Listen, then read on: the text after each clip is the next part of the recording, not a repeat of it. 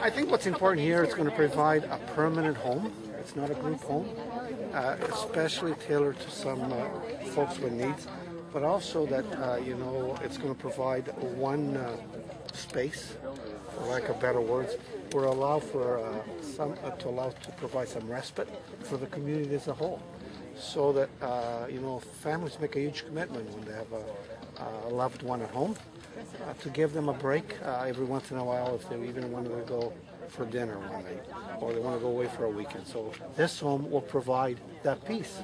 It's very, very hard to find in our community right now. When families first got together quite a number of years ago, I think that we really had no notion of what it would take to get here. But I think that through a lot of effort, the families of setting up the board of Keystone and aligning ourselves with Campbellford Brighton really allowed us to get where we needed to be. And I think that we can't underestimate the value of what Lou brought to the table and Bill Patrick. I think the two of them were instrumental in making this happen. Oh, personally, this is amazing. I am so thrilled. It has been a long journey, and in the end, it has certainly benefited a lot of people and families. And I think the advocacy on behalf of people with intellectual disabilities, don't give up. This is what this means to me. Don't give up, in your dream and your goals, because ultimately it paid off. This is important for our greater community here.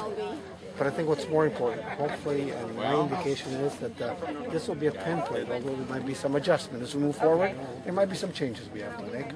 And nothing is ever built from scratch perfect. That'll be perfect. That'll become a template for all of people in Ontario that need help.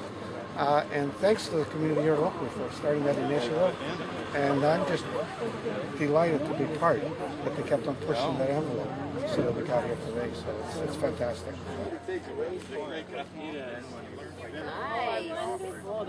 Our barbecue do fun. When you have a child who's as disabled as my son is, I think that there's a lot of roadblocks in a lot of ways, and I think that we really had a feeling that, particularly in the 2008 downturn, that there would be a lot of reasons the government would find why this might not happen. But, got us there. So we're pretty pleased by that. When we first started forward, it was all about aging families and aging individuals and trying to be proactive and making sure that the needs of these people were met. And as all of us get older, we want to make sure that our loved ones are looked after. And there's no guarantees in life. And these families were making sure that there was some kind of supports there, not only for their own families, but for the community at large. I mean, it's something that is a provincial need that needs to be addressed. Well, when you're in government, you always work within silos. So where does this fit? There was nothing where this would fit. Everybody says, well, what a wonderful idea. Get the community involved. They raise the dollars for the bricks and mortar, and we operate it.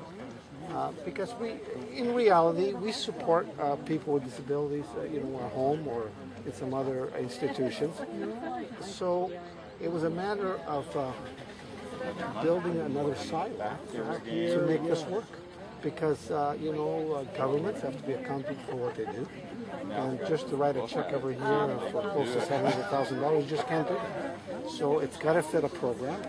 So they virtually build a pilot program that when I chatted with the minister, her intent is to do her part within government to make this sort of a template.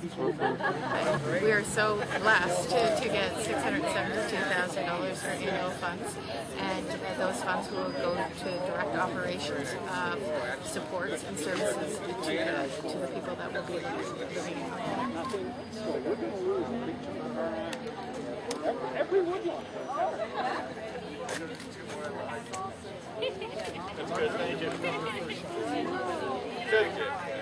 So how did the big